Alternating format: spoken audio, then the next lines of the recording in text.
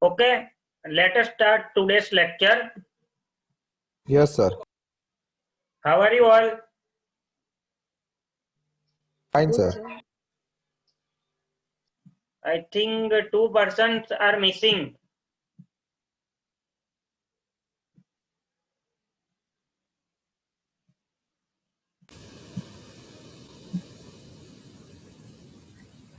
Shall we start now? Yes, sir. Yes, sir. Okay. In the last lecture, we have discussed the income from profit or gain from business or profession. Now we will discuss the head number 4 of the income tax, that is capital gain. So let us start with discussion.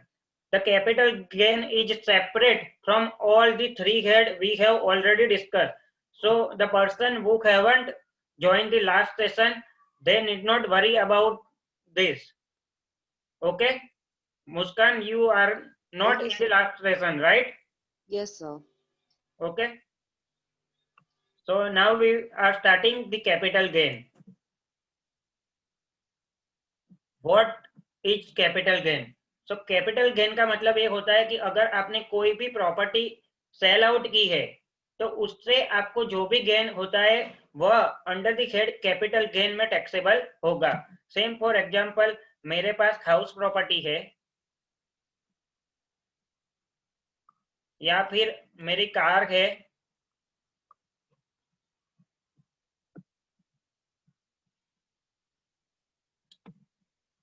या फिर jewellery है, इन सबको अगर मैं sell out करता हूं तो जो भी मेरी कॉस्ट होगी, just a minute friend, Samir sir is calling me.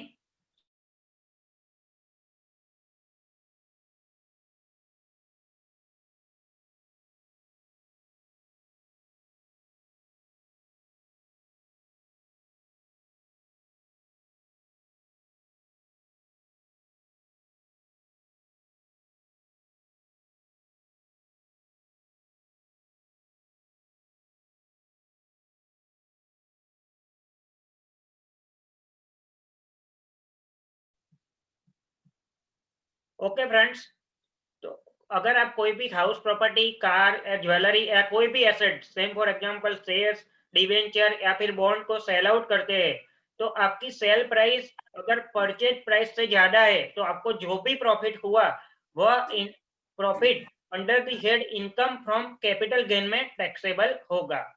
So a capital gains means profit that result from a sale of a capital asset such as stock. Stock means क्या? Shares या debenture. Bond, real estate means house property या फिर commercial property where the sale price exceed the purchase price. For example, मैंने अपनी house property 50 lakh रुपए में cell कर दी. यह हाउस प्रॉपर्टी मैंने एक साल पहले 40 लाख में खरीदी थी, तो मेरा कैपिटल गेन कितना होगा? 10 लाख रुपए, राइट? 10 लाख रुपए मेरा कैपिटल गेन हो गया. The gain is the difference between the higher selling price and a lower purchase price. So what is the formula? Capital gain is equal to selling price minus purchase price. Understand? Yes, sir. So now we will understand the definition of a capital asset or a few of the example of a capital asset. So capital asset का example है, उसमें क्या आएगा? Land, building, house property, vehicles, patents, trademark, lease hold right, machinery, jewellery et extra. उसका मतलब क्या होता है कि मूवेबल प्रॉपर्टी और immovable property as well as the intangible asset. Intangible asset का मतलब क्या होता है? Goodwill, patent, trademark.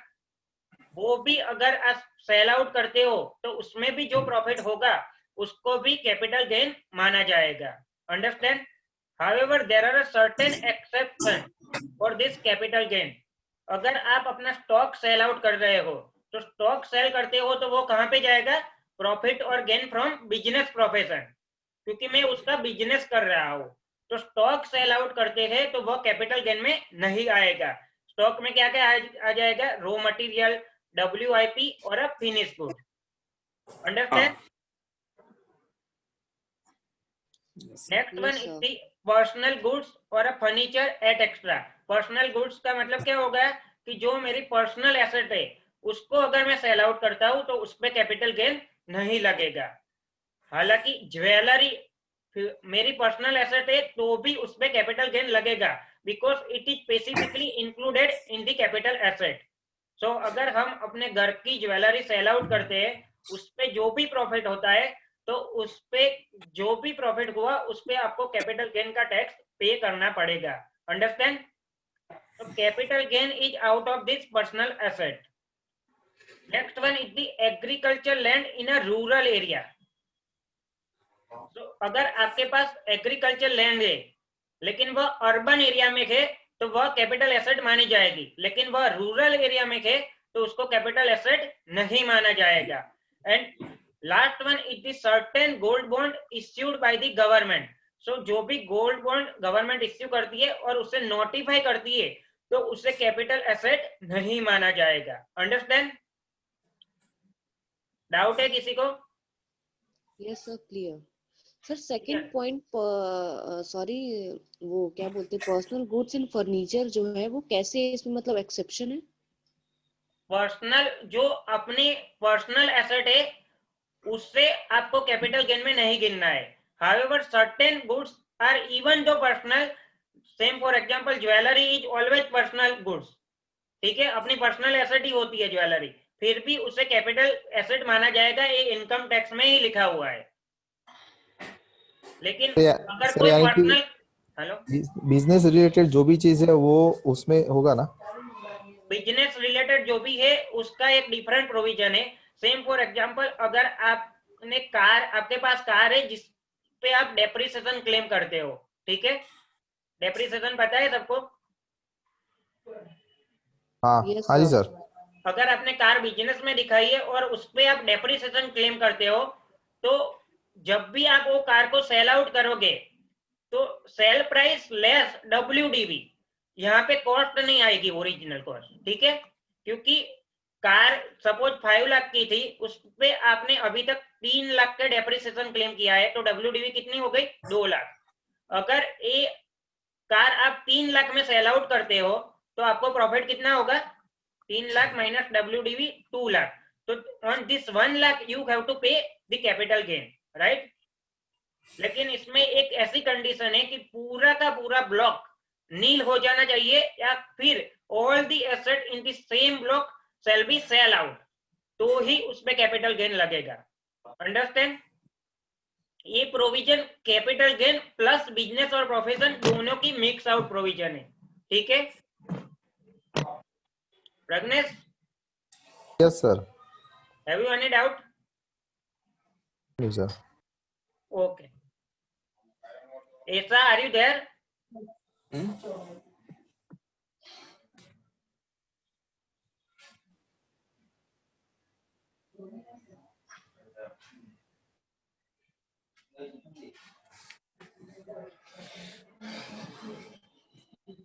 One new person has joined. Hello, how are you? Hi, sir. How are you, sir? Yeah, that's fine. That's very good. Okay, आज आपका पहला lecture है। मैं आपको बता दूं कि इनकम टैक्स में 5 हेड है: सैलरी जी। इनकम, हाउस प्रॉपर्टी, बिजनेस और profession, capital gain and other sources. First Sir. 3 session already done. So आप Okay. वीडियो में देख सकते हैं, अगर आपको डाउट है तो आप मुझे बता देना, ठीक है? I will Okay. Ready to solve your problem. Yeah. Capital gain जो भी है वो उसके कोई भी रिलेवेंट नहीं है, आपको पूरा जी। समझ में आएगा, ठीक है? ठीक। Okay. Now the type of capital gain. So there are 2 type of capital gain: short term as well as the long term. So first we will understand the what is the definition of short term capital asset and the long term capital asset.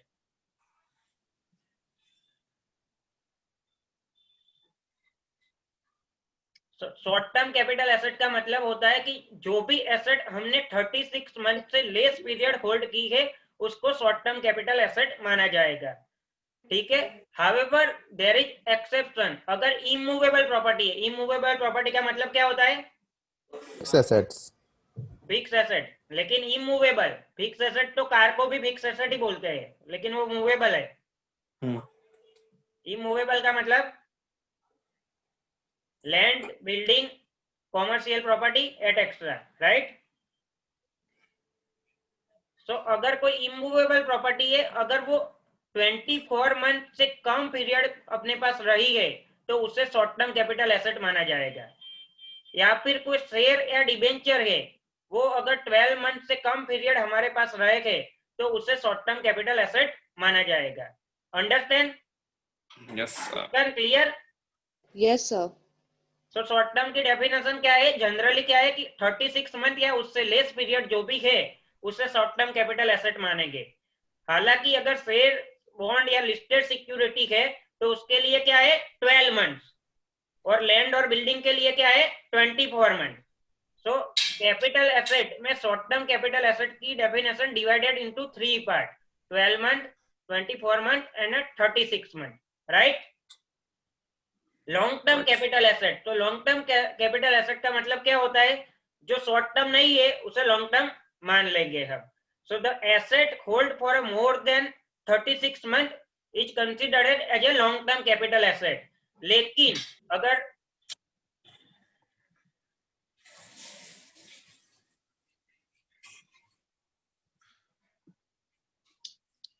अगर shares या फिर debenture 12 month से ज्यादा हमारे पास है तो उसे क्या मानेंगे?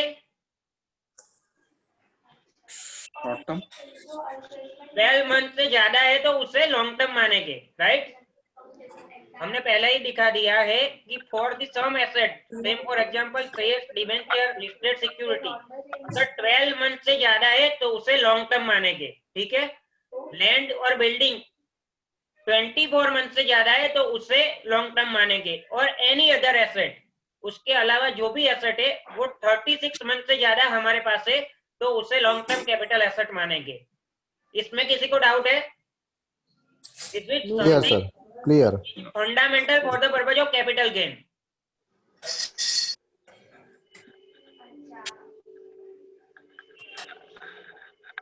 डाउट किसी को है? Continue sir. Continue, okay. Continue sir. Mayank, how are you? Sir fine. Sir ये वापस से रिपीट कर सकते हैं अभी आप जो पढ़ाया, क्योंकि मेरा थोड़ा लेट हो गया सर। ओके, ठीक है। कैपिटल गेन का मतलब ये होता है कि हम अपनी कोई भी प्रॉपर्टी को सेल आउट करते हैं तो उसमें हमें जो भी प्रॉफिट होता है वो profit under the head capital gain में आएगा। अंडरस्टैंड? प्रॉपर्टी का मतलब क्या होता है? Land, building, share, debenture, jewellery et extra, ठीक है। तो प्रॉपर्टी पे जो भी प्रॉफिट हुआ वो हमारे कैपिटल गेन में आएगा। तो कैपिटल एसेट कौन कौन सी है?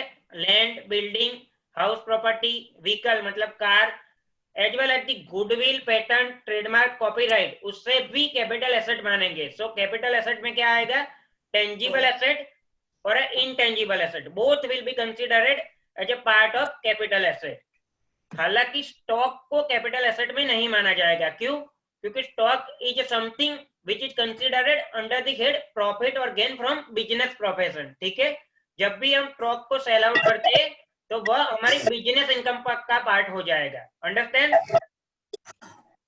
Next one is the definition of a short term capital asset. जो भी एसेट हमारे पास 36 मंथ से कम पीरियड के लिए होल्ड की गई है उसे शॉर्ट टर्म कैपिटल एसेट मानेंगे। अगर 36 मंथ से ज्यादा है तो लॉन्ग टर्म कैपिटल एसेट मानेंगे। अगर शेयर्स, डिबेंचर या लिस्टेड सिक्योरिटी है वो 12 महीने से ज्यादा हमारे पास है तो उसे लॉन्ग टर्म कैपिटल एसेट मानेंगे। 12 महीने से कम है तो शॉर्ट टर्म कैपिटल एसेट मानेंगे।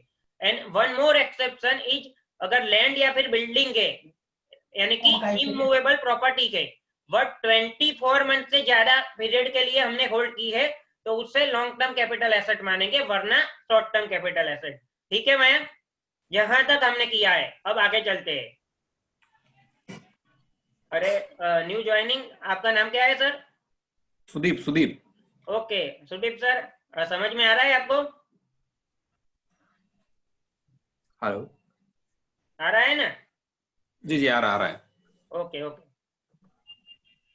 Now we will understand how to calculate the capital gain. computation as well as the rate.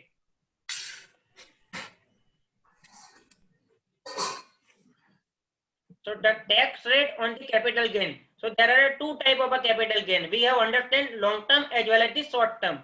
So पहले हम देखते हैं long term. Long term capital gain अगर sale of shares है, so 10% is the rate for taxability, and it is taxable over and above 1 lakh.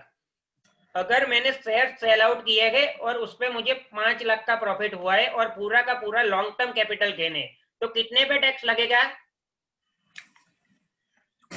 Pradnyesh? 1 lakhs पे 1 lakh. 1 lakh पे नहीं, 10% over 1 lakh. 1 lakh तक एग्जाम्प्ट है. कितने पे टैक्स लगेगा? 4 लाख पे. 4 लाख पे. डाउट है प्रज्ञेश, मुस्कान आपको? No, sir. Okay, long term capital gain in case of a sale of a share, it is taxable at the rate of 10% over and above 1 lakh. So 5 lakh का मुझे गेन हुआ तो उस पे 1 लाख तक एग्जाम्प्ट है, तो remaining 4 lakh is taxable at the rate of 10%. तो कितना टैक्स हो जाएगा 4 लाख पे? 40,000 रुपया. ठीक है, अंडरस्टैंड? अगर शेयर्स नहीं है, कोई दूसरी एसेट है, तो वह कितने परसेंट से टैक्सेबल होगी? 20% से. ठीक है, मैंने अगर कोई भी प्रॉपर्टी सेल आउट की है, मेरी 50 लाख की प्रॉपर्टी थी, मैंने उसको 70 लाख में बेच दिया, तो 20 लाख पे कितना परसेंटेज लगेगा? 20%. अंडरस्टैंड? अगर शेयर से और एंड लॉन्ग टर्म है तो उस पे 10% over 1 lakh, otherwise 20% flat. Understand? Next one is the short term capital gain. So short term capital gain, अगर आपने लिस्टेड शेयर सेल आउट किए गए, लिस्टेड शेयर का मतलब जो कि शेयर मार्केट में लिस्टेड है, ठीक है, उससे सेल आउट किए गए तो उस पे 15% टैक्स लगेगा. अंडरस्टैंड? या फिर अगर कोई और एसेट सेल आउट किए तो उस पे रेट कौन सा लगेगा? At the rate of applicable for your slab rate. Slab rate का मतलब पता है? दीप, आपको पता है स्लैब रेट का मतलब? नहीं सर. तो slab rate is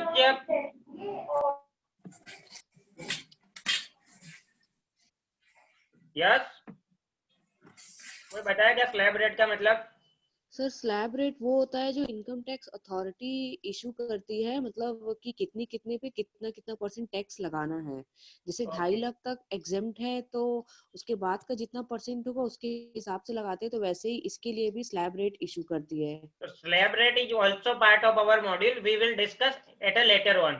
So right now you will consider that अगर शॉर्ट टर्म कैपिटल गेन है और वह लिस्टेड शेयर्स के नहीं है तो उस पे कौन सा रेट लगेगा? Slab rate. Okay, slab rate we will discuss in the next lecture और लेटर ऑन. ओके, इस स्लाइड में किसी को डाउट है? नहीं sir. No sir. This is something a fundamental definition of short term as well as the long term and the rates. इसका knowledge होना बहुत जरूरी है for the purpose of capital gain. आगे चले. Continue Yes, sir. sir. Now the tax rate on a capital gain relating to the mutual fund. Mutual fund क्या है, किसी को पता है? Mutual fund. जी sir. Yes, Sir, mutual fund are related to market risks where we invest our money. मतलब जो छोटे छोटे इन्वेस्टर्स होते हैं उनकी मतलब वो अपना पैसा लगाते हैं, और म्यूचुअल फंड अलग अलग कंपनीज में उनका पैसा, स्मॉल जो इन्वेस्टर्स होते हैं उनका पैसा बड़ी कंपनी में लगाती है, और वो जहाँ कम रिस्क होता है वहीं पे पैसा इन्वेस्ट करती है. mutual fund are same for example different time. Same for example dividend yield mutual fund, long term gain mutual fund, short term medium risk mutual fund. Same for example अगर आपने 1000 की SIP कराई, ठीक है, SIP का मतलब क्या होता है कि आपने 1000 की SIP कराई तो आपने जो डेट डिटरमाइन की होगी, सेम फॉर एग्जांपल 10 या 15, तो हर महीने की 10 या 15 तारीख को आपके बैंक अकाउंट में से 1000 रुपये कट हो जाएगा. ठीक है, और 1000 रुपये का फंड मैनेजर क्या करेगा? कोई भी कंपनी में इन्वेस्ट करेगा, शेयर्स, डिबेंचर या फिर गवर्नमेंट सिक्योरिटी या टैक्स, ठीक है, और उसमें से जो भी प्रॉफिट या गेन मिलेगा वो हमारे यूनिट में डाइवर्ट होगा, ठीक है। पोस्टर में पेशेंट आया तब का पोस्टर लिखना है कि उसका right elbow 90 degree flight. Sorry sir. Okay, mutual fund में समझ आया? जी। ये 1000 रुपये जो हमने इन्वेस्ट किया उसके सामने हमें यूनिट्स मिलेंगे। सेम फॉर एग्जांपल, एक यूनिट की प्राइस उस टाइम पे 100 रुपीज थी तो हमें 10 यूनिट मिलेंगे, ठीक है। और जब भी हम ये यूनिट सेल आउट करेंगे तो उस पे क्या लगेगा? Capital gain, because it is a capital asset. Understand? So now we will see what is the rate for this capital gain. अगर शॉर्ट टर्म है और अगर डेट ओरिएंटेड म्यूचुअल फंड है तो उस पर स्लैब रेट लगेगा, ठीक है। और अगर इक्विटी ओरिएंटेड म्यूचुअल फंड है तो उस पर 15% लगेगा। तो एक बार फिर से हम पीछे की स्लाइड देख रहे हैं। शॉर्ट टर्म है और लिस्टेड सिक्योरिटी है, मतलब इक्विटी है, तो 15% लगेगा। तो यहाँ पे भी शॉर्ट टर्म म्यूचुअल फंड है और इक्विटी ओरिएंटेड है तो 15% लगेगा। अंडरस्टैंड? सो इक्विटी ओरिएंटेड म्यूचुअल फंड या फिर shares listed in the market, that is equity share, 15% tax लगेगा अगर शॉर्ट टर्म है, otherwise slab rate. Now the long term capital gain, अगर इक्विटी ओरिएंटेड है तो शेयर्स में क्या था? 10% अबव 1 लाख। सो यहाँ पे भी क्या होगा? 10% अबव 1 लाख, ठीक है। अगर इक्विटी ओरिएंटेड म्यूचुअल फंड आपने सेल आउट किए थे और वह लॉन्ग टर्म कैपिटल एसेट है तो उस पे 10% अबव 1 लाख, तो अप टू 1 लाख एग्जम्प्ट। अगर 10 लाख का गेन हुआ तो 1 लाख एग्जम्प्ट हो जाएगा, 9 लाख पे 10% लगेगा, यानी कि 90,000 आपको पे करना पड़ेगा। अगर शॉर्ट टर्म, अगर डेट ओरिएंटेड म्यूचुअल फंड है और लॉन्ग टर्म एसेट है तो कितना टैक्स लगेगा? 20%, लेकिन विथ इंडेक्सेशन। अब इंडेक्सेशन का मतलब पता है किसी को? No sir. Pragnesh? No, sir, no. So indexation is a something. Yes, this is the page of Google. Can you see this? Yes, sir. So this is the financial year. This is the cost inflation index. So अभी कौन सा year चल रहा है? 2021, 21. right? So 2021 का cost inflation index क्या है? 301। अगर मैंने कोई भी एसेट 17-18 में परचेज की है, उसकी वैल्यू 10,000 रुपये थी, तो उस समय इंडेक्स कौन सा था? 272, राइट? और मैं अभी सेल आउट करता हूं तो अभी इंडेक्स कौन सा है? 301। So my cost of this 10,000 will be proportionately increase, that is 10,000 multiply by 301 divided by 272, right? उससे बोलते हैं indexation. Sir, we can say that calculating the inflation, मतलब inflation this is rate. Inflation index. तो अगर 2017-18 में index था 272 और मेरी कॉस्ट थी 10,000, अगर मैं 2021 में उसे सेल आउट करता हूँ फॉर ऑन 15,000 और वहां पे इंडेक्स है 301, तो एट 10,000 की कॉस्ट मुझे रिड्यूस नहीं करना है। 10,000 multiply by 301 divided by 272, so I am reducing something more than 10,000 from the 15,000। अगर ये शॉर्ट टर्म होता तो स्ट्रेट फॉरवर्ड 5,000 गेन होता। अंडरस्टैंड? 15,000 में सेल किया, 10,000 में परचेज किया, स्ट्रेट फॉरवर्ड 5,000 गेन। क्योंकि इंडेक्सेशन है तो 15,000 में से something more than we are reducing 10,000, तो उससे क्या बोलते हैं? इंडेक्सेशन, ठीक है। Yes, sir. सेशन कैलकुलेट कैसे होता है? कैसे ये एप्लीकेबल होता है? अगर लॉन्ग टर्म एसेट आप कोई भी सेल आउट करते हो, ठीक है, अगर आपने हाउस प्रॉपर्टी सेल आउट की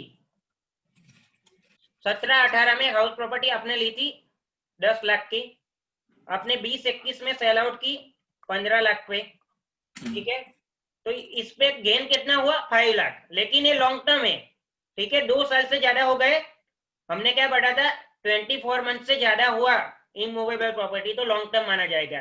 तो 10 लाख पे इंडेक्सेशन कैलकुलेट होगा। तो इंडेक्सेशन हमने जिस साल में एसेट बेची है वो ऊपर आएगा, ठीक है, और जिस साल में परचेज की है उससे डिवीजन होगा, ठीक है। तो अपनी कॉस्ट अपने आप बढ़ जाएगी, राइट?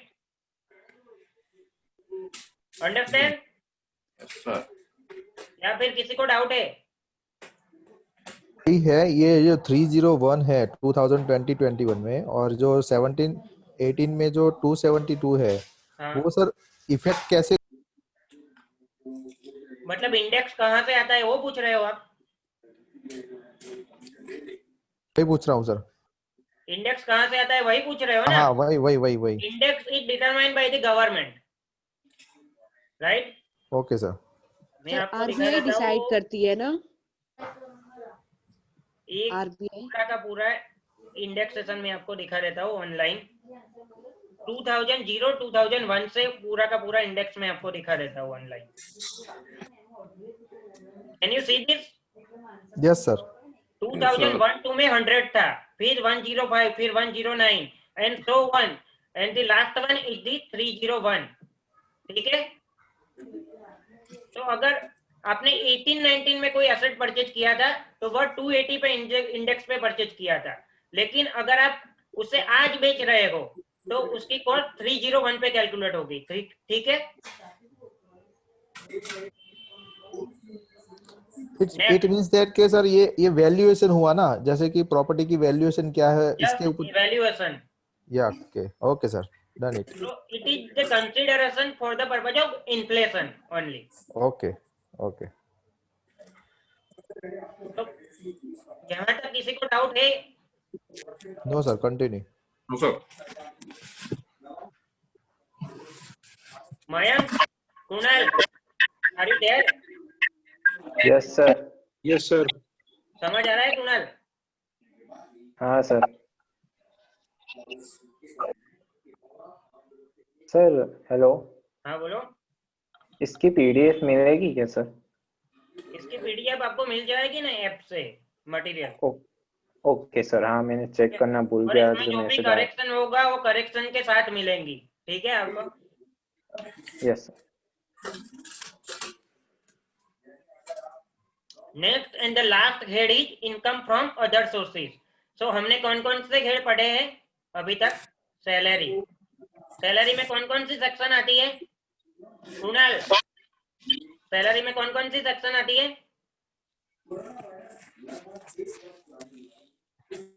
नहीं पता है? 15 to 17, ओके। हाउस प्रॉपर्टी में कौन सी आती है? 22 to 27। Yes sir. प्रोफेशन में 28 to 44। Right, good. And capital gain में 45 to 55। Yes. And last head is income from other sources. तो यहाँ पे कौन सी सेक्शन आएगी? 56 to 59। 259। Okay, so the last head is income from other sources.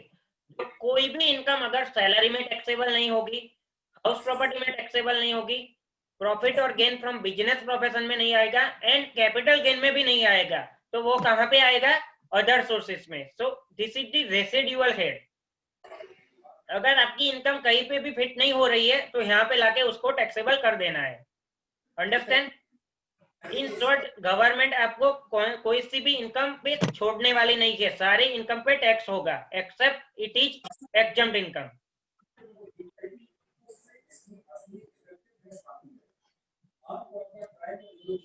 Income from other sources.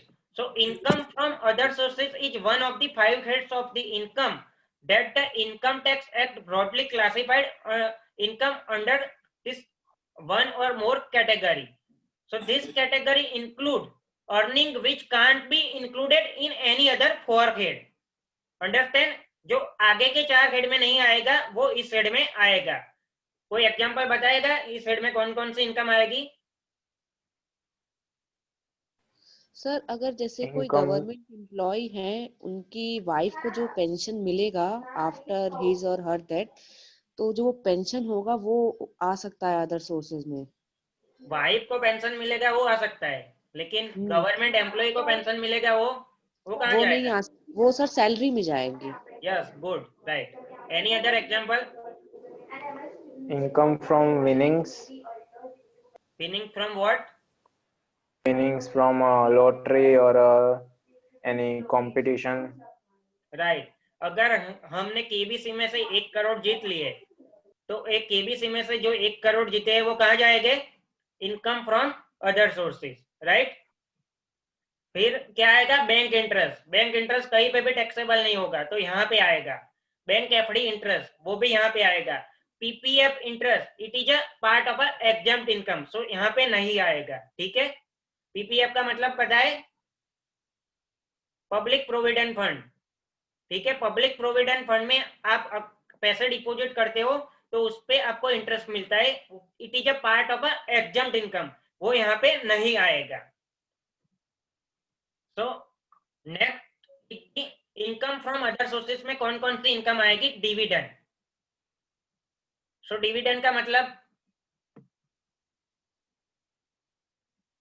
Kunal, dividend का मतलब क्या होता है? शेयर के सर ऊपर जो मिलता है वो डिविडेंड। यस, हम जब कंपनी शेयर में इन्वेस्ट करते हैं तो नियर डिसाइडेड पीरियड में जो उसकी इनकम होती है जो हमारे डीमेट अकाउंट में जमा होती है, शायद सर मुझे डीमैट ज्यादा नहीं अकाउंट में पता, नहीं होती, बैंक अकाउंट में ही होती है। बैंक अकाउंट में।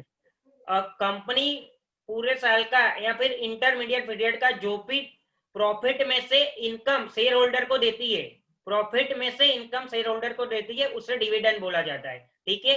सो जो भी डिविडेंड इनकम होगी वो कहाँ पे टैक्सेबल होगी? Income from other sources. अभी तक क्या था कि dividend income is exempt from tax, अभी तक ऐसा था, लेकिन कंपनी को उस पे डिविडेंड डिस्ट्रीब्यूशन टैक्स पे करना पड़ता था, ठीक है। अगर इन्फोसिस डिविडेंड डिक्लेयर करती है 1 शेयर का 100 रुपीज, तो अभी तक क्या था कि इन्फोसिस डिविडेंड डिस्ट्रीब्यूशन टैक्स पे कर देती थी और शेयर होल्डर को कुछ भी पे करना नहीं होता था, dividend is exempt. But now onwards this dividend is taxable in the hands of a share holder under the head income from other sources, और कंपनी पे से ये डिविडेंड डिस्ट्रीब्यूशन टैक्स हटा दिया है, ठीक है। अंडरस्टैंड? Yes sir. क्योंकि कई बार क्या होता है कि हमने पढ़ा होता है कि डिविडेंड इनकम इज एग्जम्प्ट, और हम अपडेट नहीं होते हैं तो हमें ऐसा ही लगता है कि ये एग्जम्प्ट है, लेकिन अब ये अमेंडमेंट आ गया है कि dividend is taxable in the hands of share holder, ठीक है। Next one is winning from lottery, puzzles, race, ABC, etc. are a part of your income from other sources and it is taxable at a 30% rate from 1 rupee onward, ठीक है। और उसमें क्या है कि अगर आपने 10,000 से ज्यादा अर्निंग की है विनिंग से, तो उसपे जो भी आपका पेयर होगा वो 30% टीडीएस भी काट लेगा, ठीक है। सेम फॉर एग्जांपल, अगर मैंने केबीसी से 5 लाख रुपए अर्न किए गए तो वो 10,000 से ज्यादा हो गया, तो उसपे केबीसी वाली कंपनी 30% टीडीएस पहले से ही काट देगी। मुझे कितने मिलेंगे? 3,50,000 ओनली। अंडरस्टैंड? समझ आया? Yes sir. Yes sir. Next one is the interest, all the interest income, saving interest as well as the FD interest, या फिर मैंने किसी कंपनी को या फिर किसी इंडिविजुअल या पार्टनरशिप फर्म को मैंने लोन दिया है, तो उस पे अगर मेरी इंटरेस्ट इनकम होती है, so this all the interest income will part of my income from other sources. हालांकि अगर कोई कंपेंसेशन का इंटरेस्ट मुझे मिला है तो उस पे मुझे 50% का डिडक्शन मिलेगा। तो कंपेंसेशन का मतलब क्या होता है, पता है किसी को? यहाँ पे कौन सा कंपेंसेशन लेना है? सर कंपनसेशन मतलब किसी लॉस के, मतलब अगर कोई लॉस होता है उसके लिए जो मिलती है कंपनसेशन, कोई यहाँ पे डैमेज ये लेना है कि सेम फॉर एग्जांपल मेरी कोई एनए लैंड है, एनए का मतलब नॉन एग्रीकल्चर लैंड है, जहाँ पे गवर्नमेंट ने प्रोजेक्ट किया। सेम फॉर एग्जांपल मेरी गवर्नमेंट का अहमदाबाद से बॉम्बे का वो ट्रेन, बुलेट ट्रेन का प्रोजेक्ट चल रहा है, ठीक है। इसमें मेरी लैंड बीच में आ रही है, तो गवर्नमेंट ने ये कंपलसरी एक्वायर कर दिया मेरी पूरे की पूरी लैंड, ठीक है। तो उस पे गवर्नमेंट मुझे क्या देगी, कंपेंसेशन, क्योंकि गवर्नमेंट ने मेरी लैंड ले ली है, तो गवर्नमेंट मुझे पैसे तो देगी, ठीक है। वो पैसे जब भी गवर्नमेंट अगर मुझे लेट देती है तो उसपे मुझे इंटरेस्ट मिलता है, अंडरस्टैंड। गवर्नमेंट ने बोला कि वो मुझे 6 महीने में पेमेंट दे देगी, लेकिन गवर्नमेंट ने मुझे पेमेंट 2 साल में दिया, ठीक है। तो जो भी डिफरेंस पीरियड है उस पर मुझे इंटरेस्ट मिलेगा। सो वह इंटरेस्ट कहाँ पे आएगा, इनकम फ्रॉम अदर सोर्सेस में। हालांकि उस पे 50% का इंटरेस्ट है वो डिडक्शन मिलेगा, मतलब कि 1 लाख का इंटरेस्ट मिला तो 50,000 ही टैक्सेबल हो गए। समझ में आ रहा है? जी sir. Yes sir. Next one is the income not declared under the head business और प्रोफेशन। सो इसमें क्या आएगा, employer's contribution to employ welfare fund, interest earn on security. Security मतलब अगर डिबेंचर है आपके पास या फिर बॉन्ड है, जैसे कि टाटा कैपिटल के बॉन्ड है, तो उस पे हमें इंटरेस्ट मिलेगा रेगुलर, क्वार्टरली या फिर ईयरली, तो वो भी इनकम फ्रॉम अदर सोर्सेज में आएगा। और वन मोर थिंग इज, अगर मैंने अपनी हाउस प्रॉपर्टी रेंट पे दी है और उसके साथ मैंने मशीनरी भी रेंट पे दी है, और दोनों का रेंट मैं सेपरेटली कैलकुलेट नहीं कर पा रहा हूँ, या फिर ये प्रॉपर्टी या मशीनरी एक दूसरे से इतने अटैच है कि एक दूसरे को मैं अलग अलग रेंट आउट नहीं कर सकता हूँ, तो वो कहाँ पे आएगा, इनकम फ्रॉम अदर सोर्सेज में आएगा, ठीक है। हाउस प्रॉपर्टी में नहीं जाएगा, understand. Muskan, I think you have doubt.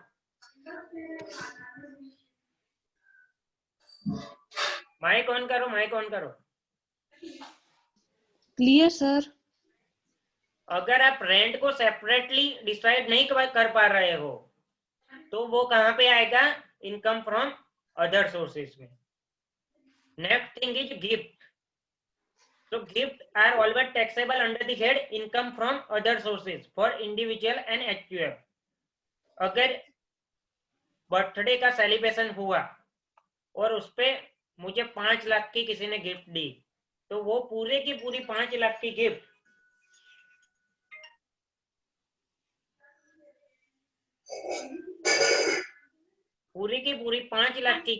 Under the head income from other sources में आएगी। और यहाँ पे सिर्फ मॉनेटरी नहीं लेना है, नॉन मॉनेटरी आइटम भी इनकम फ्रॉम अदर सोर्सेस में आएगी। सेम फॉर एग्जांपल, किसी ने मुझे कार दी है, उसकी वैल्यू 5 लाख थी, लेकिन मुझे वो 2 लाख में ही दे दी, तो बाकी की 3 लाख मेरी इनकम मानी जाएगी under the head income from other sources, right.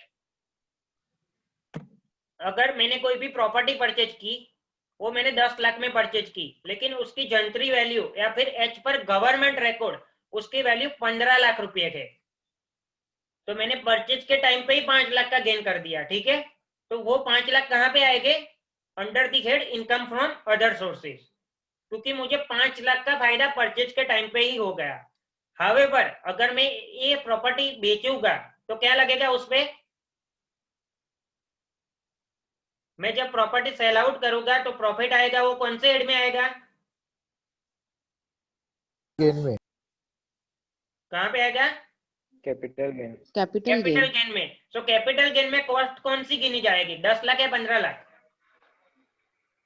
मैंने परचेज 10 लाख पे ही किया है, लेकिन डिफरेंस के 5 लाख पे मैंने टैक्स पे कर दिया है, क्योंकि मुझे गेन हुआ था परचेज पे।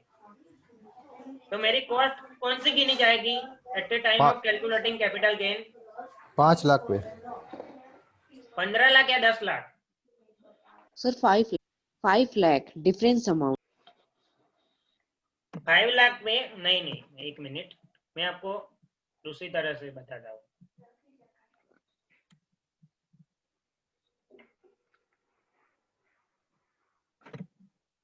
Today I have purchase one property for ₹10 lakh, जिसकी गवर्नमेंट के रिकॉर्ड में वैल्यू है 15 लाख रुपए, जिसे जंतरी वैल्यू बोलते हैं।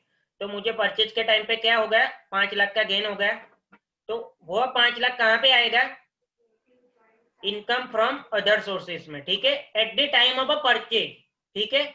2019-20 में मैंने परचेज किया था, तो 2019-20 में मुझे 5 लाख का गेन हो गया, अंडरस्टैंड। समझ आ रहा है ना प्रज्ञेश आपको? Sir yes sir. अब मैं 20-21 में इसे बेच रहा हूँ, तो मैंने परचेज कितने में की थी? 10 लाख में, और मैं अब इसे 30 लाख में सेल आउट कर रहा हूँ, 30 लाख में, ठीक है? तो 30 लाख मेरी सेलिंग प्राइस हो गई, less purchase value is equal to capital gain आएगा, हमने पढ़ा था आगे की स्लाइड में। तो यहाँ पे परचेज वैल्यू कौन सी लेनी है, 10 लाख या 15 लाख? 15 लाख आएगा। 15 लाख आएगा, 15 राइट। क्यों 15 लाख आएगा? क्योंकि सर एक्चुअली परचेज जो है वो तो 15 लाख का है ना। नहीं, 15 लाख इसलिए आएगा कि 10 लाख का मैंने परचेज एक्चुअल में किया है, लेकिन मैंने एक 5 लाख पे ऑलरेडी टैक्स पे कर दिया है पेड एट द किया टाइम हुआ ऑफ है। The purchase. सो मैंने 5 लाख पे टैक्स पे कर दिया है, और 10 लाख तो वैसे भी मुझे डिडक्शन मिलना था, तो 10 + 5, so 15 lakh will be reduced at the time of calculating the capital gain. Understand? Yes sir. समझ आ रहा है? Okay sir. So इससे क्या बोलते हैं? इनएडिक्वेट कंसीडरेशन। मैंने कोई भी एसेट एक्वायर्ड की है विथआउट एडिक्वेट कंसीडरेशन। उसका एडिक्वेट कंसीडरेशन क्या था? 15 लाख गवर्नमेंट के रिकॉर्ड के हिसाब से, लेकिन मैंने किस में एक्वायर की? सिर्फ 10 लाख में, तो it is without adequate consideration. तो जो भी एडिक्वेट कंसीडरेशन का डिफरेंस अमाउंट है वो under the head income from other sources में जाएगा। I think everyone is clear? Yes sir. ऐसा समझ में आ रहा है आपको? माइक ऑन करो अपना।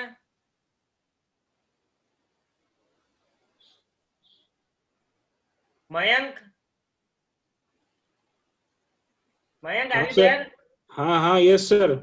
समझ आ रहा है ना? हाँ सर। ये थोड़ी कंफ्यूजिंग आइटम है, कैपिटल गेन और इनकम फ्रॉम अदर सोर्सेज, और दोनों को हमने लिंक किया है। Understand?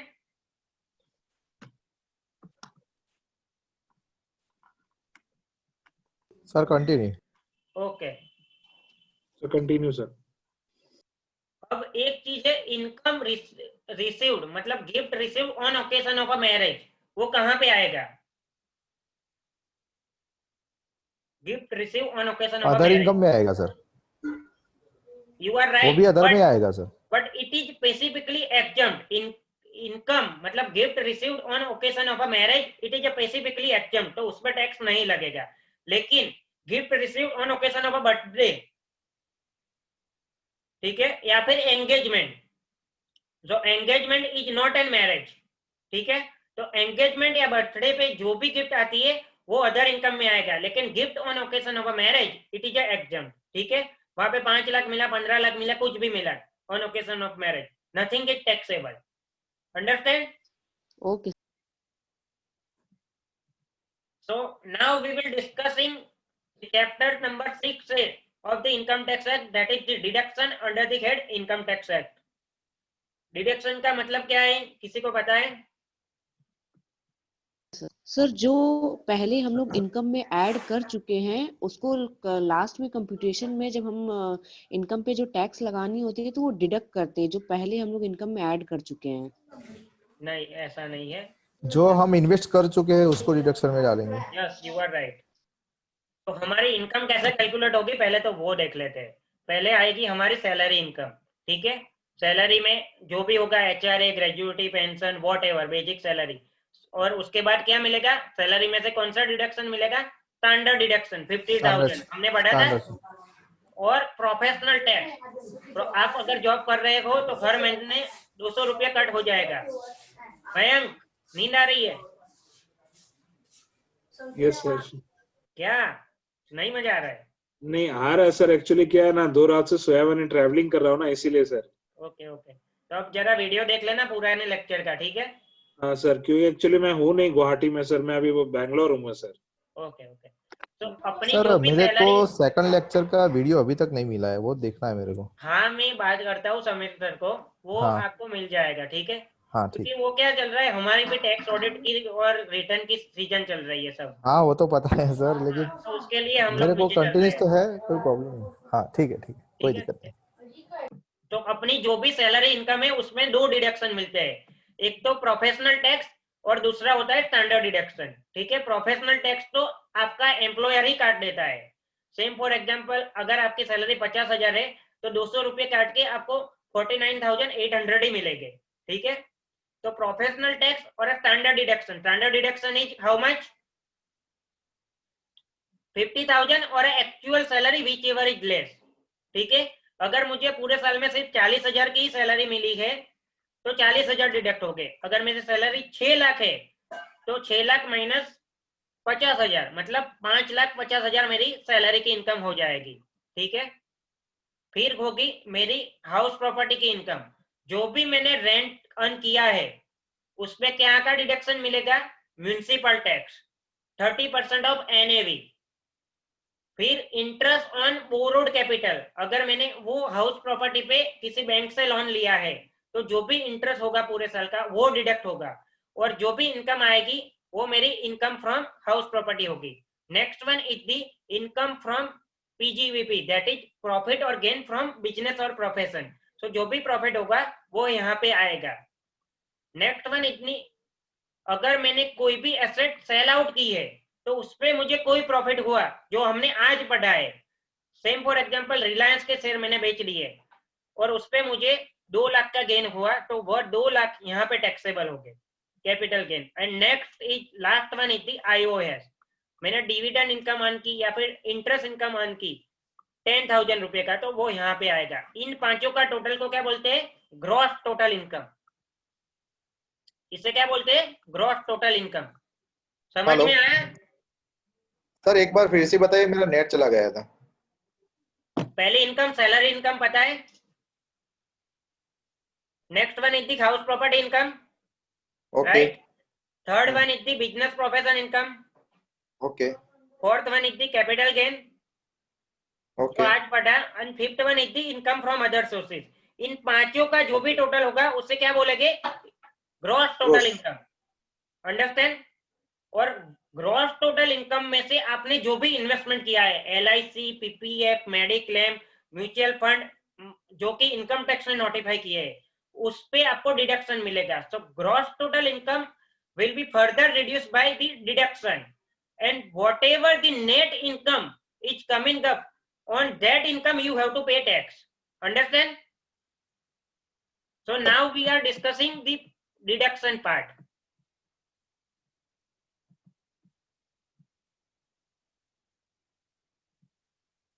So general deduction under the head income tax act. तो पहली सेक्शन है section number 80C for investment in a specified scheme or a investment.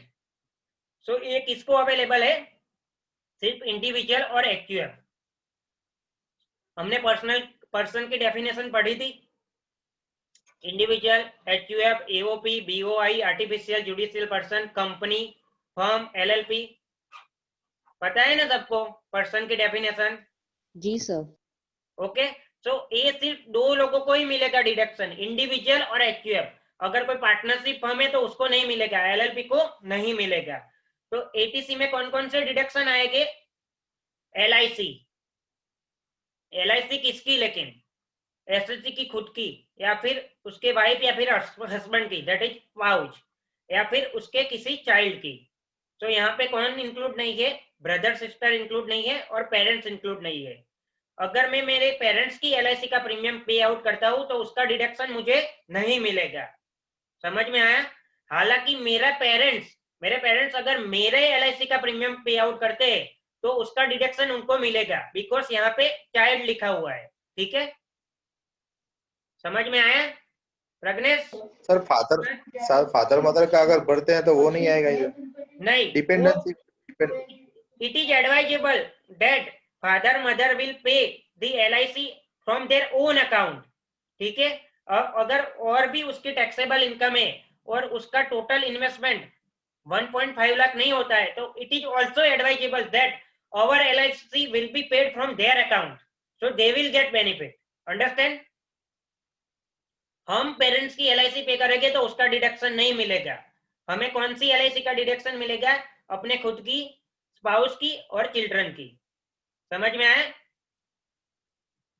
एक्यूएफ के केस में क्या होता है कि कोई भी मेंबर की एलआईसी हम पे आउट करते हैं तो उस पे हमें डिडक्शन मिलेगा। Next one is the contribution by the individual under the employees provident fund. So provident fund हमारी सैलरी से में कट का ही आता है, अंडरस्टैंड। सो हमारी सैलरी सपोज 6 लाख रुपए है पर ईयर की, तो पूरे के पूरे 6 lakh under the head salary की इनकम में टैक्सेबल होगा। लेस स्टैंडर्ड डिडक्शन 50,000, सो 5,50,000। लेकिन इसमें से अगर मैंने 20 या 25,000 प्रोविडेंट फंड में जमा किए गए जो कि मेरे सैलरी में से कट आउट हो गए, तो वो कहाँ पे आएगा? एटीसी के डिडक्शन में। समझ में आया? समझ में आ रहा है? Yes sir. ऐसा मयंक, ऐसा मयंक, सुदीप, आपको समझ आ रहा है? Yes sir. Getting. Okay. Next one is the contribution to the provident fund. So provident fund के अकाउंट में जो भी आप पैसा डालते हो उसको आपको डिडक्शन मिल जाएगा। लेकिन अगर एचयूएफ है तो कौन कौन से डिडक्शन मिलेंगे उस पे? In case of HUF in the name of any member of the family. So अगर आप कोई भी फैमिली मेंबर के नाम से कंट्रीब्यूशन करते हो तो उसका डिडक्शन मिल जाएगा, अंडरस्टैंड। अगर इंडिविजुअल है तो इंडिविजुअल और स्पाउस और चिल्ड्रन, जो कि एलआईसी के केस में था, वही सेम है, understand. Next one yes sir. Is the, अगर आप एनएससी में इन्वेस्ट करते हो, नेशनल सेविंग सर्टिफिकेट, ठीक है, तो उसका भी डिडक्शन आपको मिलेगा। फर्दर कंट्रीब्यूशन और participation in the unit link part of a UTI. अगर आप यूटीआई के कुछ यूनिट लेते हो, सेम फॉर एग्जांपल मैंने 50,000 यूटीआई के यूनिट्स में इन्वेस्ट किए गए और वो स्कीम अगर नोटिफाई है, गवर्नमेंट ने नोटिफाई की है under the income tax act that it is deductible item under section 80C, तो उसका भी हमें डिडक्शन मिलेगा। सो अगर इंडिविजुअल है तो वो अपने इंडिविजुअल नाम या स्पाउस या चिल्ड्रन के नाम पे ये यूनिट ले सकता है, ठीक है। और एचयूएफ है तो any member of the family. So यहाँ पे कॉमन क्या है? हम किसके नाम से इन्वेस्टमेंट कर सकते हैं? इंडिविजुअल, स्पाउस या फिर चिल्ड्रन। पेरेंट्स नहीं आते हैं, अंडरस्टैंड। और एचयूएफ है तो any family member. Next one is the unit link insurance plan of the LIC mutual fund. So ये सब क्या है? जो भी प्लान गवर्नमेंट नोटिफाई करती है उसका ही डिडक्शन मिलता है। प्लान तो कितने सारे चलते हैं म्यूचुअल फंड के, आप देखोगे नेट पे सर्च मारोगे तो एक ही कंपनी के हजारों प्लान होते हैं, लेकिन सब प्लान पे आपको डिडक्शन नहीं मिलता है। आपको ये सर्च करना पड़ता है कि ये टैक्स सेवर फंड है कि नहीं है, अंडरस्टैंड। सो अगर आप टैक्स सेवर के लिए इन्वेस्ट कर रहे हो तो it is advisable that you ask your agent, mutual fund agent, that it is a tax saver और नॉट। टैक्स सेवर फंड में क्या होता है? आपका रिटर्न कम होता है, ठीक है। अगर नॉर्मल फंड है तो उसपे अगर आपको 10% रिटर्न मिलता है तो टैक्स सेवर पे आपको 7 या 8% ही मिलेगा normally, understand. Next one is the tuition fee. Tuition fee का मतलब क्या होगा? School fees. School fee, right. लेकिन आजकल तो स्कूल फी में क्या क्या होता है? डोनेशन होता है, डेवलपमेंट फी होती है, तरह तरह की फीस होती है। So only the education fees will be part of a deduction, ठीक है। अगर आपने डेवलपमेंट फी पे की, डोनेशन फी पे की, करिकुलम एक्टिविटी की फी पे की, या फिर मतलब ट्रैवलिंग के एक्सपेंस का फी पे किया, तो उसका डिडक्शन नहीं मिलेगा। बहुत से लोग क्या करते हैं कि पूरे की पूरी रिसिप्ट को डिडक्शन में डाल देते हैं, लेकिन वह गलत है। अगर आपका केस स्क्रूटिनी में सिलेक्ट हुआ और असेसिंग ऑफिसर आपको बोलता है कि ये ट्यूशन फीस की रिसिप्ट दो, और अगर उसमें ये डेवलपमेंट फी या फिर डोनेशन नजर में आता है, तो वो पूरा का पूरा डिसअलाउ हो जाएगा। इस पे आपको टैक्स, इंटरेस्ट एंड पेनल्टी पे आउट करनी होगी, अंडरस्टैंड। और वह मैक्सिमम कितने चिल्ड्रन तक अलाउ है? 2 चिल्ड्रन तक, understand. Next one is the certain payment for construction of a residential house property. So अगर इनकम टैक्स में एक स्कीम नोटिफाई की गई है कि अगर आप for the purpose of purchase of house property कोई पेमेंट करते हो तो आपको उसका डिडक्शन 80C में मिलेगा। फिर उसके बाद है क्या है, subscription for the mutual fund, जो कि मैंने अभी बता दिया, टैक्स सेवर म्यूचुअल फंड। अगर मैं Reliance tax saver mutual fund में इन्वेस्ट करता हूँ या फिर Tata tax saver mutual fund में इन्वेस्ट करता हूँ 50,000, तो वो 50,000 मेरी ग्रॉस टोटल इनकम में से लेस हो जाएगा। अंडरस्टैंड? लेकिन वो हमें खुद से सर्च करना पड़ेगा कि ये टैक्स सेवर फंड है कि नहीं है। ठीक है। फिर term deposit for period not less than 5 years with a schedule bank. So मैं 5 साल की एसबीआई में फिक्स डिपॉजिट करता हूं तो उसका डिडक्शन मुझे मिलेगा, लेकिन अगर मैं 4 साल की फिक्स डिपॉजिट करता हूं तो उससे उसका नहीं मिलेगा deduction. Understand? Same on the same line 5 year term deposit with the post office. ठीक है, पोस्ट ऑफिस में भी अगर 5 year की डिपॉजिट की तो उसका भी डिडक्शन मिलेगा। तो इस सबका मिला के टोटल डिडक्शन आपको 1,50,000 का ही मिलेगा, उससे ज्यादा नहीं मिलेगा। अगर आपने 5 लाख का भी इन्वेस्टमेंट कर दिया तो भी आपको मैक्सिमम डिडक्शन इज 1,50,000। ठीक है। एक चीज रह गई, अगर आपने हाउस प्रॉपर्टी पे इंटरेस्ट एंड इंस्टॉलमेंट दोनों पे आउट किए गए तो जो भी प्रिंसिपल का पोर्शन होगा वो 80C में आएगा और इंटरेस्ट का पोर्शन होगा वो आपकी हाउस प्रॉपर्टी की इनकम में से लेस हो जाएगा। अंडरस्टैंड? हमने हाउस प्रॉपर्टी की इनकम के टाइम पे ये पढ़ा था कि जो भी मेरी रेंटल इनकम है उस पे से मैंने जो इंटरेस्ट पे किया है for the property it will be reduced and net income will be taxable under the head income from house property। हालांकि प्रिंसिपल का जो पोर्शन है, principal paid on the loan taken for house property only. ठीक है, house property पे जो भी मैंने प्रिंसिपल का लोन पे आउट किया है वो 80C में आएगा under the cap of 1,50,000। Understand? Next one is the contribution to certain specified pension fund. तो गवर्नमेंट ने कोई स्पेसिफाइड पेंशन फंड नोटिफाई किए गए, अगर आप उसमें भी कंट्रीब्यूशन करते हो जैसे कि LIC फंड एट एक्स्ट्रा, तो उस पे जो भी आपने कंट्रीब्यूशन किया उसका भी आपको डिडक्शन मिलेगा। हालांकि it is also the overall limit of 1,50,000 under section 80C, 80CCC and 80CCD1। सो ये तीनों के तीनों सेक्शन का मिला के आपका जितना भी इन्वेस्टमेंट हुआ मैक्सिमम अलाउेबल इज 1,50,000 ओनली। समझ में आ रहा है सबको? Yes sir. Mayank, yes sir. Sir Mayank, Kunal, yes sir. Mayank समझ में हाँ, आ रहा सर। है? हाँ सर आ रहा है। ओके, ऐसा आर यू देयर? ऐसा आर यू देयर? आपकी आवाज नहीं आ रही है। हेलो बोलो। सर, समझ वो में? मैं हाँ सर, समझ में आ गई। क्योंकि आज आपने एक भी क्वेश्चन नहीं पूछा है इसलिए बोल रहा हूँ। नींद आ सर रही है? ये सब मेरा किया हुआ एक्चुअल में, मतलब मैं जिस सीए ऑफिस में थी वहां पर मेरा ये सब हो गया था। ओके मुझे इसके बारे में आइडिया है। ओके, तो आपको ये पता होगा मैं सही पढ़ा रहा हूँ या गलत पढ़ा रहा हूँ? सर सही पढ़ा रहे हैं आप। मैं तो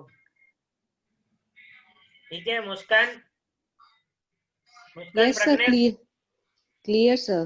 clear? Okay. Next one is the section number 80CCD subsection 1। तो deduction for assessee's contribution to the pension scheme of central government. So यहाँ पे गवर्नमेंट ने फॉर्मूला नोटिफाई की है। एग्जम्पशन कितने तक मिलेगा? 10% ऑफ सैलरी। 10% ऑफ सैलरी, अगर वो सैलराइज पर्सन नहीं है तो 10% of a gross total income. Gross total income का मतलब क्या हुआ प्रज्ञेश? ग्रॉस टोटल इनकम का मतलब क्या हुआ? हमने पढ़ा ना उसका मतलब। ऐड करने के बाद हाउस प्रॉपर्टी, सैलरी, पीजीबीपी, ये सबको जब ऐड करते हैं तो जो हम लोग का आता है उसको ग्रॉस टोटल इनकम बोलते हैं। आपके पांचों के पांचों हेड की इनकम मिला हाँ। दो तो उसे बोलते हैं ग्रॉस टोटल इनकम। तो 10% of a gross total income, अगर सैलराइज पर्सन नहीं है, अगर सैलराइज पर्सन है तो 10% ऑफ अ सैलरी, उतना हमें डिडक्शन मिलेगा। Further it is also subject to overall limit of 1,50,000। So हमने अभी तक जो भी 3 सेक्शन पढ़ी, 80C, 80CCC 80 CCD sub section 1, उस तीनों का मिला के सिर्फ कितना मिलेगा? 1,50,000। अंडरस्टैंड? अगर आपने 10 लाख भी इन्वेस्ट कर दिए तो भी 1,50,000 से ज्यादा नहीं मिलेगा। अगर आपने 1 लाख ही इन्वेस्ट किए तो 1 लाख ही मिलेगा, 1.5 लाख नहीं मिलेगा।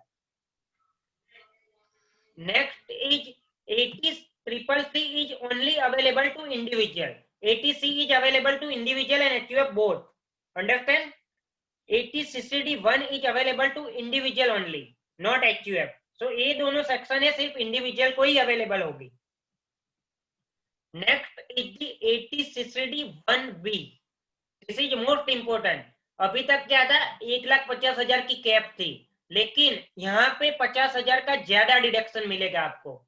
सो टोटल डिडक्शन कितना हो जाएगा? 1,50,000 अगर आपने आगे किया है और 50,000 आपने इस सेक्शन में किया है तो 2 लाख का डिडक्शन मिलेगा आपको, अगर इस सेक्शन में आपने इन्वेस्टमेंट किया है तो। अगर आपने कोई भी पेंशन स्कीम जो कि नोटिफाइड बाय सेंट्रल गवर्नमेंट है, that is the national pension scheme notified under section 80CCD1B, उसमें अगर नोटिफाई है नेशनल पेंशन स्कीम, उसमें आप इन्वेस्टमेंट करते हो तो 1.5 लाख से भी ज्यादा, ओवर एंड अबाउट 1.5 लाख, आपको मैक्सिमम 50,000 डिडक्शन मिलेगा। अंडरस्टैंड? अगर आपने 80C में 1.5 लाख का डिडक्शन ले लिया, उसके बाद अगर आपने 25,000 एनपीएस में इन्वेस्ट किए तो 25,000 आपको ओवर एंड अबाउट 1.5 लाख मिलेंगे। समझ में आया? अंडरस्टैंड? सो अभी तक हमने जो भी डिस्कस किया उसमें कहीं पे भी मेडिक्लेम आया नहीं है। मेडिक्लेम का मतलब पता होगा ना सबको? आई थिंक सबको पता है मेडिक्लेम का मतलब। किसी को नहीं पता है ऐसा है? तो आई होप सबको पता है मेडिक्लेम का मतलब। सो mediclaim is a deductible item. If you have paid the mediclaim, then it is deductible item under section 80D. यहाँ पे अब 1.5 लाख की लिमिट लागू नहीं होगी, ठीक है? ये ओवर एंड अबाउट 1.5 लाख हम डिस्कस कर रहे हैं। अंडरस्टैंड? सो अगर हमने हमारे हेल्थ इंश्योरेंस का मेडिक्लेम लिया है तो उसका हमें डिडक्शन मिलेगा subject to certain condition and certain restriction and subject to certain cap amount. So हम मेडिक्लेम कौन कौन से पर्सन का ले सकते हैं? अपने खुद का, स्पाउस का, डिपेंडेंट चिल्ड्रन का एंड पेरेंट्स का भी। पेरेंट्स का भी हम ले सकते हैं। 80C में क्या था? पेरेंट्स की LIC नहीं मिलेगी। अंडरस्टैंड? लेकिन 80D में पेरेंट्स का मेडिक्लेम हमें मिलेगा। समझ में आ रहा है? दोनों में डिफरेंस है। Yes sir. ओके, सो अगर मैंने अपना स्पाउस का या फिर चिल्ड्रन का मेडिक्लेम लिया है तो up to 25,000 it is a deductible and 50,000 in case one of the person is a senior citizen. Understand? Maximum 25,000 का डिडक्शन मिलेगा मेडिक्लेम में, लेकिन अगर कोई भी बंदा सीनियर सिटीजन है तो वो 25,000 की अमाउंट 50,000 में कन्वर्ट हो जाएगी, 50,000 का डिडक्शन मिलेगा। Next item is for parents. अगर पेरेंट्स का मेडिक्लेम लिया है तो एडिशनल 25,000 मिलेंगे, लेकिन अगर पेरेंट सीनियर सिटीजन है तो वो 25,000 से बढ़कर 50,000 का डिडक्शन हो जाएगा। ठीक है? So in case of HUF deduction किसे मिलेगा? HUF को डिडक्शन मिलेगा, लेकिन कर्ता को मिलेगा। हाँ, HUF को मिलेगा, लेकिन वो 25,000 या 50,000 की कैप में आएगा, जो कि हमने पढ़ा। अगर सीनियर सिटीजन है तो 50,000 वरना 25,000। So the aggregate amount of a deduction cannot exceed 1 lakh in any case. ठीक है? 1 लाख कैसे हुआ? अगर मैं भी सीनियर सिटीजन हूं और मेरे पेरेंट्स भी सीनियर सिटीजन है तो दोनों का अलग अलग मुझे मेडिक्लेम मिलेगा। तो 50,000 मेरा और 50,000 पेरेंट्स का, दोनों का मिला के 1 लाख। 1 लाख से ज्यादा किसी भी हाल में मुझे नहीं मिलेगा। अगर सीनियर सिटीजन नहीं है तो 50,000 ही मिलेगा, और HUF के केस में मैक्सिमम 50,000 ही मिलेगा। अंडरस्टैंड? यहाँ पे 1 लाख नहीं मिलेगा। ये किसे अवेलेबल है? सिर्फ इंडिविजुअल और HUF को ही। अगर पार्टनरशिप फर्म है और पार्टनरशिप फर्म पार्टनर का मेडिक्लेम पे आउट करती है तो पार्टनरशिप फर्म को डिडक्शन नहीं मिलेगा। Understand? And one more condition is, अगर आपने मेडिक्लेम कैश में पे आउट किया तो डिडक्शन मिलेगा? ऐसा आपने पढ़ा हुआ है, बोलो। नहीं मिलेगा सर। नहीं मिलेगा। It must be other than cash mode. Cash, हाँ सर। ठीक है, तो आपने कैश में पे किया तो उसका डिडक्शन नहीं नहीं मिलेगा। मिलेगा। So the amount paid by any other mode other than cash by an individual or HUF to LIC or any other insurance to the effect or keep in a force of an insurance for a health of the specified person, then the individual can also make payment to the central government health scheme on account of preventive health checkup. So preventive health checkup के लिए आपने जो भी खर्चा किया है उसका भी आपको डिडक्शन मिलेगा। हालांकि प्रिवेंटिव हेल्थ चेकअप के जो भी खर्चा है उसकी मैक्सिमम लिमिट क्या है? 5,000 ओनली। 5,000 तक की आपको खर्चा डिडक्शन मिलेगा। यहाँ पे 25,000 नहीं मिलेगा, 50,000 नहीं मिलेगा, 1 लाख भी नहीं मिलेगा, ओनली 5,000। और ये प्रिवेंटिव हेल्थ चेकअप का खर्चा आप कैश में कर सकते हो। अंडरस्टैंड? मेडिक्लेम आप कैश में पे आउट नहीं कर सकते हो, लेकिन प्रिवेंटिव हेल्थ चेकअप आप कैश में पे आउट कर सकते हो। विधान आपको समझ में आ रहा है? सुदीप समझ में आ रहा है ना? आ रहा है। Okay okay, thank you. तो स्पेसिफाइड पर्सन का मतलब क्या हुआ? अगर इंडिविजुअल है तो खुद का, स्पाउस का, डिपेंडेंट चिल्ड्रन और पेरेंट्स। अंडरस्टैंड? और HUF है तो any member of the family. So ATC और ATD में डिफरेंस क्या है? ATC में पेरेंट्स इंक्लूड नहीं है, लेकिन ATD में पेरेंट्स इंक्लूड है। ठीक है, यहां तक किसी को डाउट है? मुस्कान आपको डाउट है? No sir, clear. ओके, तो हमने बोला था एक हाउस प्रॉपर्टी का एग्जांपल करने का, तो अभी एग्जांपल कर ले कि नेक्स्ट लेक्चर में रखना है, अगर किसी ने पुराने लेक्चर नहीं देखे हो तो।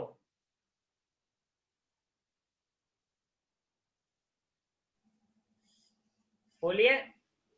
सर अभी मैंने पुराने लेक्चर्स देखे नहीं और वो ऐप पे मिला नहीं मुझे। हाँ, तो मैं बात करता हूँ समीर सर पे, आपको मिल जाएंगे। ठीक है, तो आज हम उसके एग्जांपल नहीं करते, हम एक और सेक्शन पढ़ लेते हैं। ठीक है, कि कुछ ज्यादा हो गया है आज। सर आज के लिए इतना ही काफी है सर, कल करवा दीजिएगा। Yes sir. क्यों, बहुत ज्यादा हो गया? ठीक है, ऐसा है हाँ सर। क्योंकि इसमें टाइम इसलिए लगता है, ये ऐसे तो हमने 5 या 6 स्लाइड सही से पढ़ी है, लेकिन इसमें टाइम लगता ही है क्योंकि ये कैपिटल गेन कॉम्प्लिकेटेड इश्यू है। अंडरस्टैंड?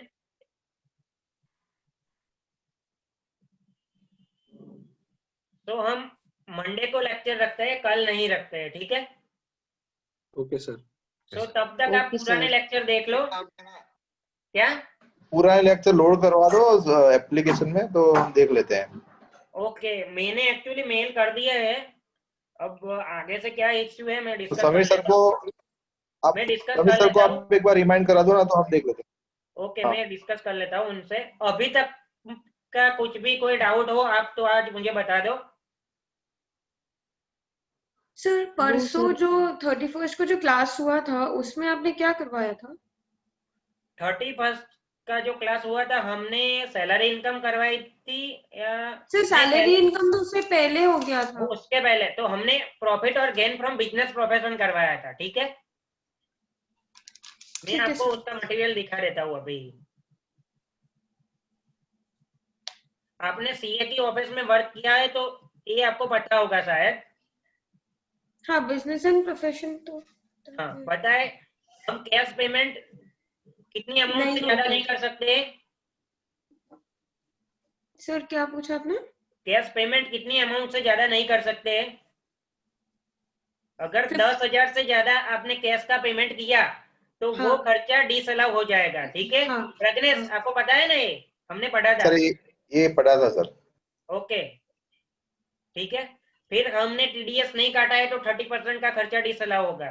ये सब हमने पढ़ा था, आप वो पुराने वीडियो देख लेना, अगर नहीं समझ हाँ में सर। आता है तो हम एक बार हाँ। फिर से रिवाइज करवा देंगे, ठीक है? ठीक है सर। हाँ सर। सर वो ओके। वीडियोस अपलोड करवा दीजिए सर। ओके, कल मैं देख बात लेंगे। करता हूँ, नो प्रॉब्लम। ठीक है, आज के लिए इतना रख दे। हाँ सर। Yes sir. ओके, किसी को कोई भी डाउट हो तो क्वेश्चन पूछ सकते हैं, अभी हमारे पास टाइम है 5 या 10 मिनट।